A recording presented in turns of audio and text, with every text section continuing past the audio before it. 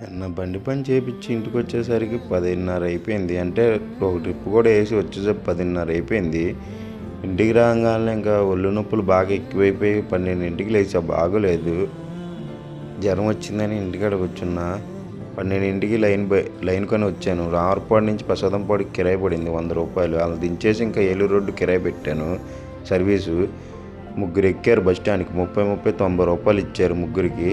వాళ్ళు దించేసి ఇంకా లైన్ తిరిగితేనేమో ఏమి కలపలేదు. అందుకే 9కి ఒక ట్రిప్ వేద్దామని వచ్చాను. వస్తే చూడండి గాలి ఎంత దారుణంగా వేస్తుందో.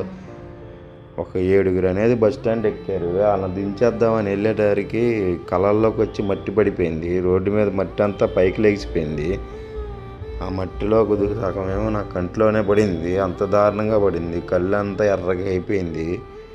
సరే అని బాధపడి ఆ కన్ను తుడుచుకునేది పక్కనాపి కన్ను తుడుచుకుంటే వాళ్ళకి కస్టమర్లు ఏమో లేట్ అయిపోతుంది, పోనీ బాబు బస్సుకి వెళ్ళిపోవాలి అన్నారు. సర్లే అని బాధపడుకుంటూ అలా వెళ్ళాను. వెళ్ళినప్పుడు వాన పడింది. మనమేమో పొద్దు నుంచి ఒక 300 రూపాయలు తోలాము. ఇంకా సాయంత్రం తోలుదాంలే అనుకున్నాను. ఇక్కడ చూస్తేనేమో వాన ఏమో విపరీతంగా పెరిగిపోయింది. రోడ్డు మీదకి వచ్చి బోర్డులు పడిపోతున్నాయి. ఈ వానలో ఏం తోలుదాం, రోడ్డు మీదకి వచ్చి బోర్డులు కూడా దారుణంగా పడిపోయాయి. మధ్యకొచ్చి పడుతున్నాయి బోర్డులు అనేది, సైడ్ బోర్డులు. ఎక్కడికక్కడ రోడ్డు మీద నీళ్ళు నిలిచిపోయాయి. బాగా ఎక్కువ వచ్చేసాయి రోడ్డు మీదకి నీళ్ళు అనేది. ఇంక ఈ బాధ ఎలా ఉందిరా బాబు అనుకుంటా ఇంకా సింగనగర్కు ఒక 8 మంది ఎక్కారు. వాళ్ళని ఎక్కించుకొని దించేసి బండి చూడండి ఎంత దారుణంగా తడిసి